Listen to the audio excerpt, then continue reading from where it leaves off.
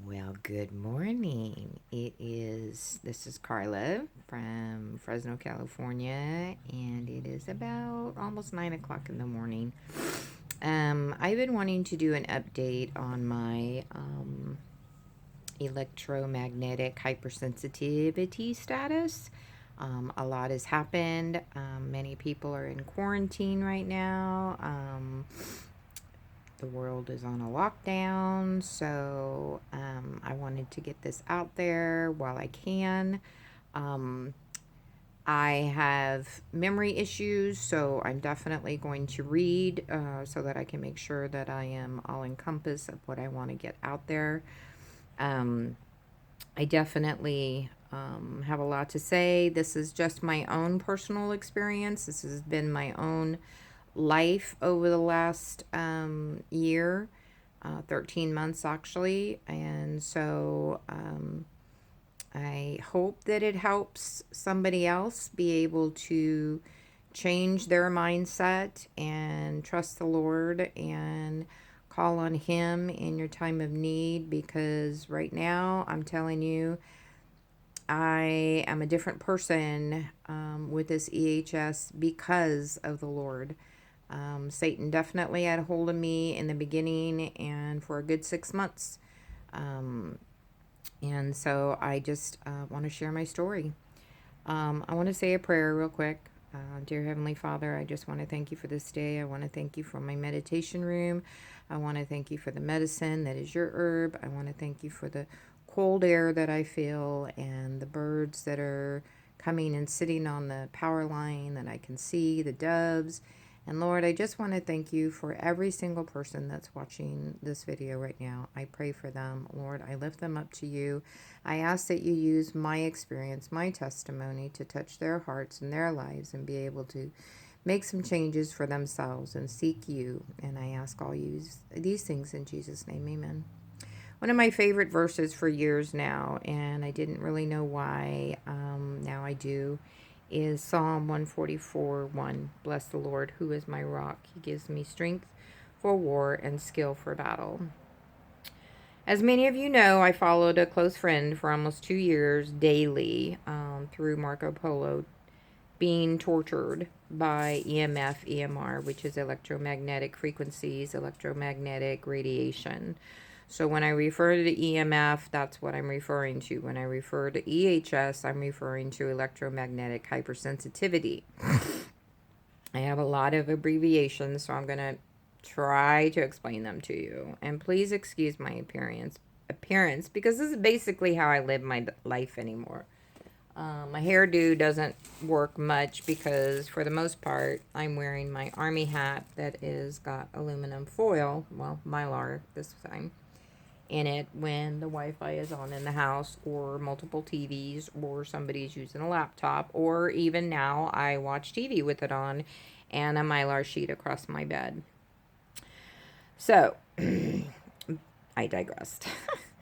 I said back then, if her life ever became my future, it would be my cancer diagnosis, meaning I made a plan at 17 years of age to never go through chemo or radiation.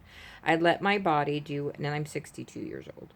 I'd let my body do whatever it was going to do, based on watching my father suffer from bone kidney cancer that took his life at 41 years of age.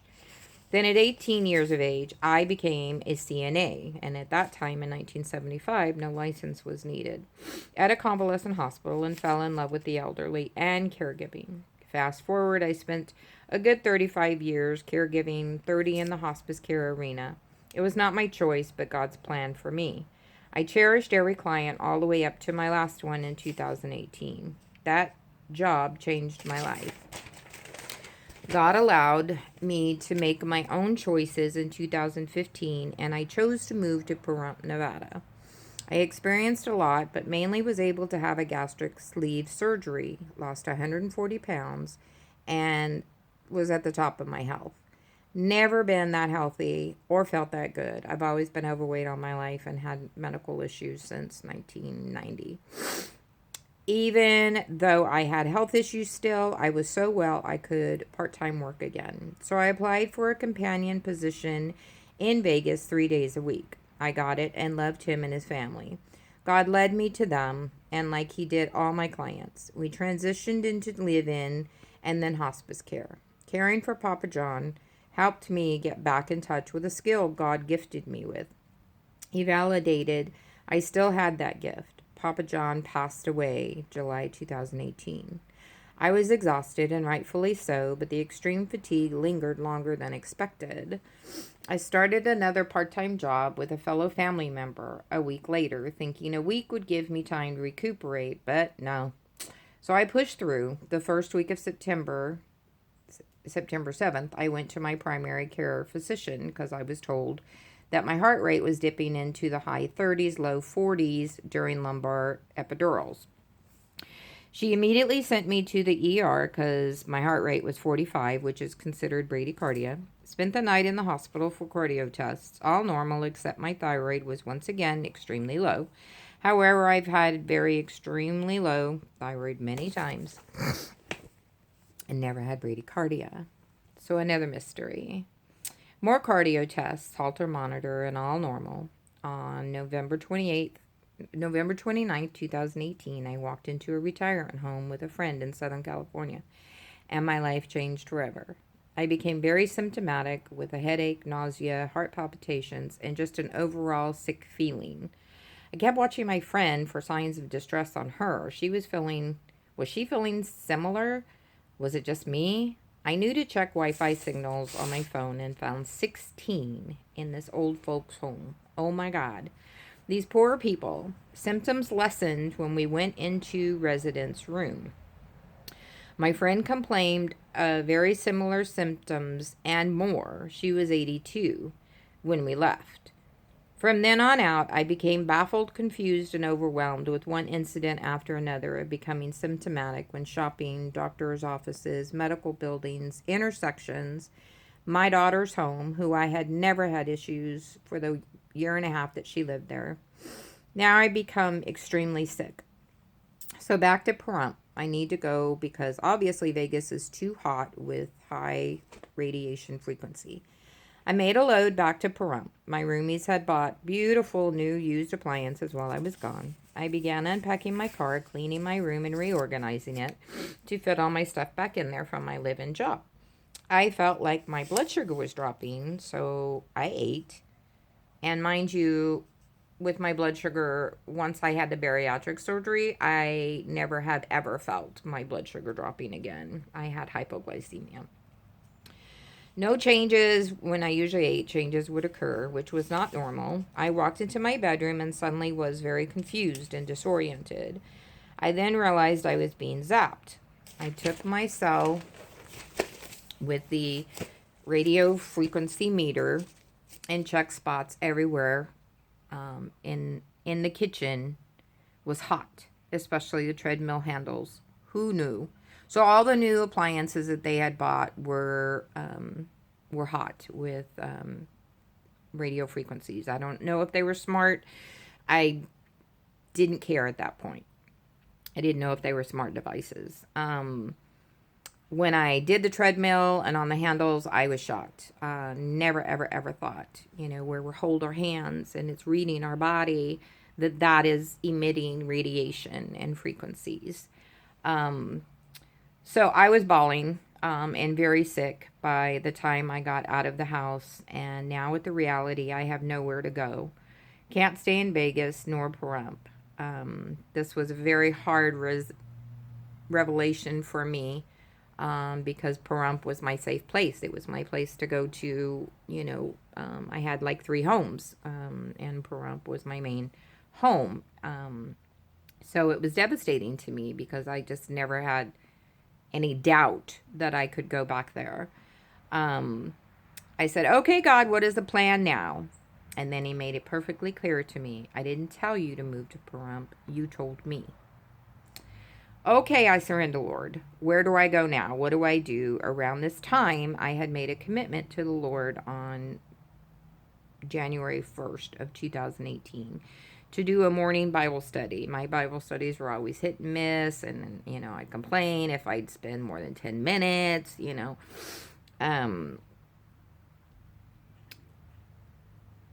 So I read to my BFF, which we were doing every single morning.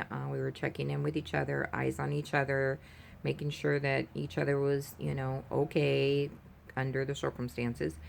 Um, so I would read to her via Marco Polo, and on January 29th, 2018, she led me to a huge breakthrough spiritually. Once that breakthrough occurred, it was as if my heart was open to the Lord's direction, and that's a whole nother video. In a dream, he said, time to go home and heal. Home, knowing, meant back to my daughter's home in Fresno, California. Cali, where I swore to never live again. I was so glad to get out of California and be in Nevada. But going home to heal, home meant back to my daughters in Fresno, California. When God speaks, you listen, or else. So I laid it out to my daughters and gave her time to absorb, as she had her own plan. After a few days, I'd been away since 2015. The last thing she was expecting was for me to come home. She was getting ready to buy a new house and move her family. So she had her own plan. After a few days, she agreed, and the plans were set to bring me home February 15th, 2019. Going on faith, and what kind of EMF, EMR leads does her home neighborhood have? I had a DNR signed before leaving Nevada because I cannot live in this world with the technology we all use. So what I'm saying is that I was basically walking into, a microwave. I had no idea. I'm sorry, my hair is just a hot mess. I had no idea how hot my daughter's home was in California. She lived right across the street from high school. So I was going completely on faith. But I had no idea how angry I was when I came. I felt cheated once again out of a life I never got to live, being healthy. I wanted to be here for my kiddos, but I didn't put me first or take care of my wounds before being there for them. I felt insignificant to the full lives my kiddos had till I let the negative emotions get the best of me. Now, mind you, hours were spent in my bedroom with my body being tortured when Wi-Fi, TV, laptop, cell phones were on. My kiddos were as sensitive to the issue as much as possible, but this is a hard affliction to understand. These exposures throw my body into full-blown anxiety attacks and then subside when leaving the device exposure. It's like a roller coaster ride, constantly. By the end of July, my anxiety, anger, frustration, pain, and isolation got the best of me. Days, weeks of endless headache, nausea, overall sick feeling, heart palpitations, headband headache, total of 70 symptoms. I blew up on my eldest. These exposures do alter behavior and moods. And I had already broke her heart once in Nevada. I didn't want to see that pain on her face ever again. Yet here I was in her face screaming. That fight, that moment changed me forever. Never again do I want to be responsible for that painful look on my daughter's face. Only God can heal that level of pain. I surrendered to the Lord that day, that moment, to change me. If not my circumstances, from August 1st, 2018 to current, which is now March 25th, 2020, I have grown from a 10-minute Bible study to 1 to 2 hours, and sometimes that's not even enough for me. I read, I write, I journal, and a lot of prayer during episodes for God to change me. He has, and those exposure times are when we are the closest. I feel Him. I feel His love and presence. I don't feel isolated, tortured, or abandoned anymore. Emotions Satan loves to grab hold of and run with. I put me first. God woke this night owl up at 5 a.m. to have quiet time with Him before the Bam Bam wakes up. God has brought life back into this broken down body. He has re-sparked my ceramic painting that I haven't done in like 25 years. New interests, hobbies of gardening, a picture project, and I help with cleaning and cooking for the fam. I have more life in me, passion and excitement to be alive, yet it comes in isolation. So there's definitely deeper meaning and purpose for the pain. I am learning while reading Getting Well God's Way by Kathy Bates. Not that Kathy Bates, a wonderful Kathy Bates that's on my Facebook page, and I call her my friend now. Sometimes we need education and knowledge over what we are doing or not doing that's causing or contributing to our health decline. Over healing. Whoa. Whoa. That was like a major eye opener for me. God doesn't want to heal us until we know what it is we're doing that's getting us in that situation over and over and over again. So sometimes we have to dig deep within ourselves to figure out what the heck is going on. I can honestly say during my hunker down times, I feel so close to God. It wasn't always like that. Many months I felt tortured in isolation. So this attitude perspective of mine comes from the Holy Spirit. I dreaded the morning light with no direction, no value, no worth, no life. And I didn't feel validated with a bizarre affliction. I would calendar, I would do my chores, I would calendar, I'd do my Bible study. I wrote all my symptoms down, I journaled, I prayed, had my Bible time, and repeat the next day. I knew going into this, people with EHS are treated like psych patients. A lot of the doctors want to refer to psychologists to deal with the affliction. Yet I have uncovered numerous credible documents, articles, research, and studies done by scientists, doctors, engineers, and much more. I will try to remember to include the links below. I also knew the constant exposure will speed up my health decline, but God sent me home to heal. I truly believed it was more emotional, spiritual healing than physical. I was at peace and ready for the journey. We agreed, my daughters and I, to begin with the medical field to see if anything shows up on tests. Once my body declined, my daughters would need hospice services. So first, the EEG done was in February 2019, revealed over 3 days at home, 429 spikes and 11 seizures. I never felt any of them. I didn't feel any of these and had a whole laptop Wi-Fi of their system in my bedroom. I went to my primary care physician and I went into my primary care physician's office and would get zapped with neuro symptoms, even sitting outside of the office. I could feel it in the truck, in the parking lot. When I got to the bench outside of the office, my heart palpitations would get worse. My anxiety would start like this, and it would be like inside. And then I'd get inside the office going through to the exam room, it would just heighten. Once I got in the exam room, it would all kind of calm down because there was nothing in the exam room. So once, so each time my eldest checks me in, and until they call me so I can go straight back, I would sit out in the truck. Neuro's office would zap me in the exam room because each of their exam rooms would have a computer because the doctor would sit at the computer and do his dictation. So there was like 3 or 4 devices in the exam rooms there. I had a chest x-ray due to the heart palpitations. Zapped the energy I have never recouped. Same with a 2-hour in-office EEG, a brain MRI, and a 5-day EEG at home with 3 trips to the doctor's office. All of those zapped me of energy and strength that I still have not, in March, recouped. I actually waited for the results because, to me, no one could not have some long-term damage with what my body goes through during exposure. 70 symptoms that I now call signals from God. Yes, from God. Those signals give me a check engine notification. Something evil, not good for me, is on or nearby.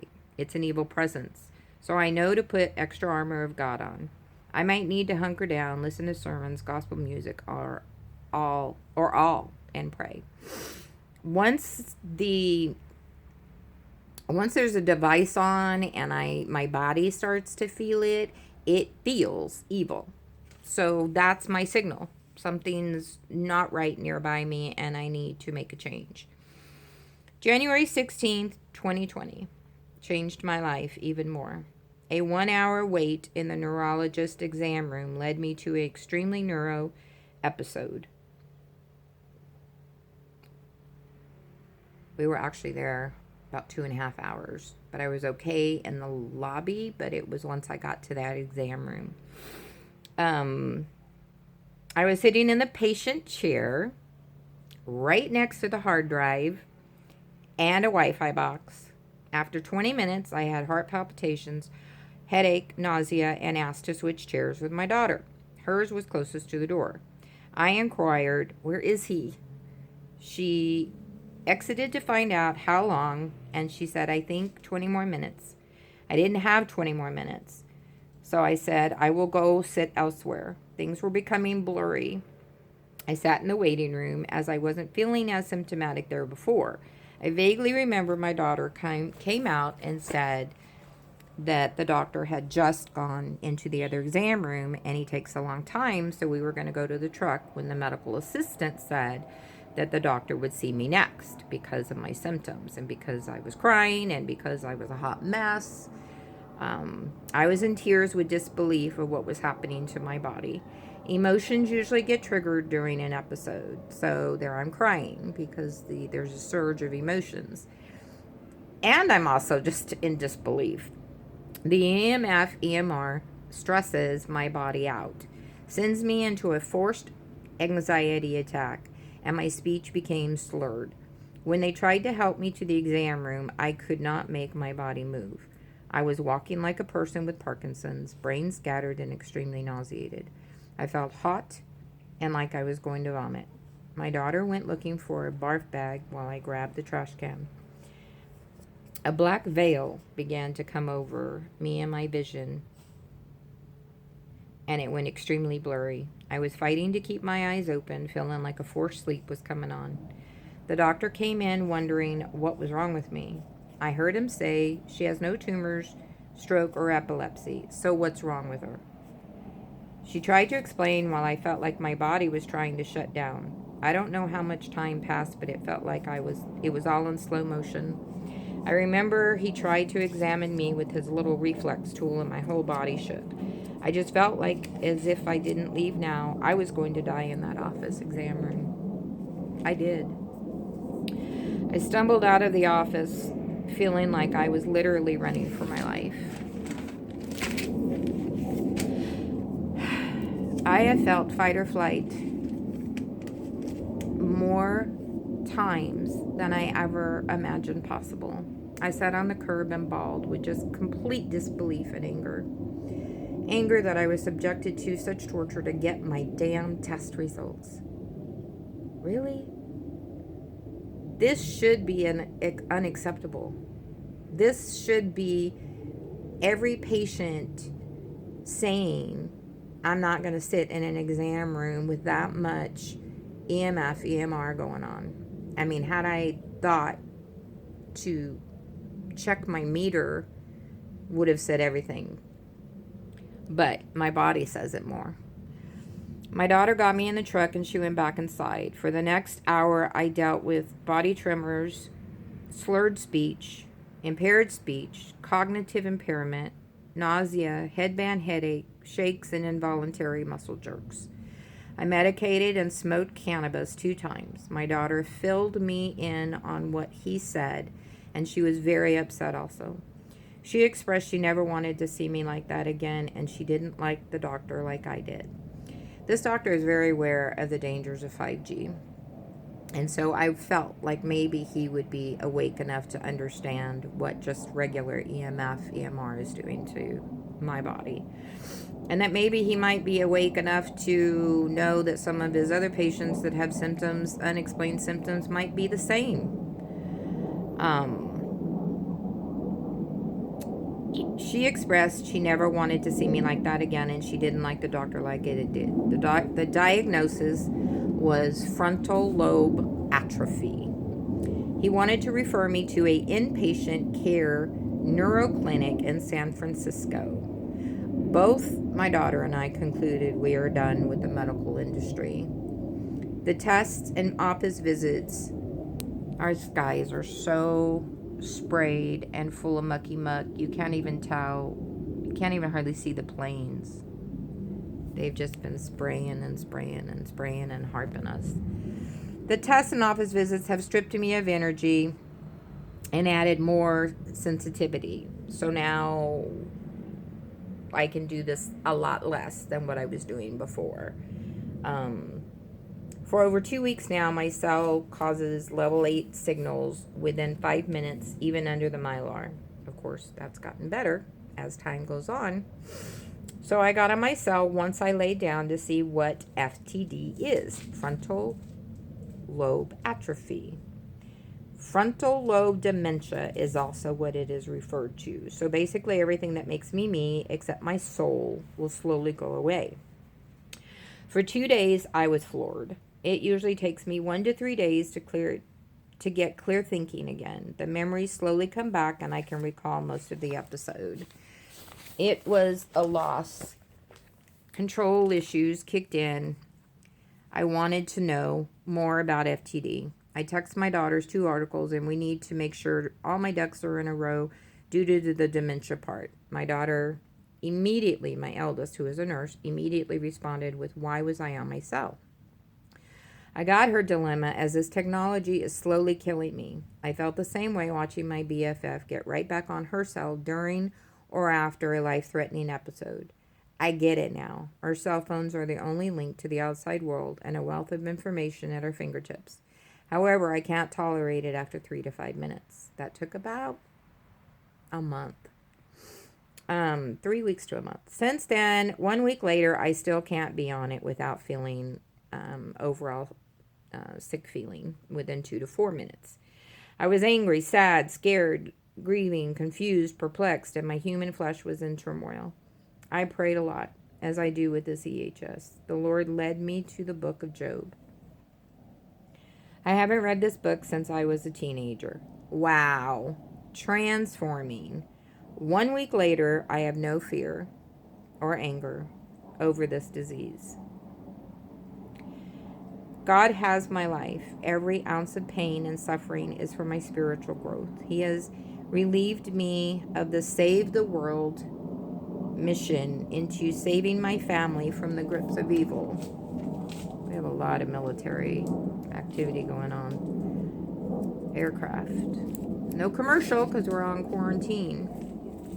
We all are healing, and that's what he told me in January 2019 to go home and heal. We knew what that looked like. Who knew what that looked like? But I see it from every corner of our own personal lives, and I'm loving it because it just proves to me that exactly what God told me was for my best interest. Pause.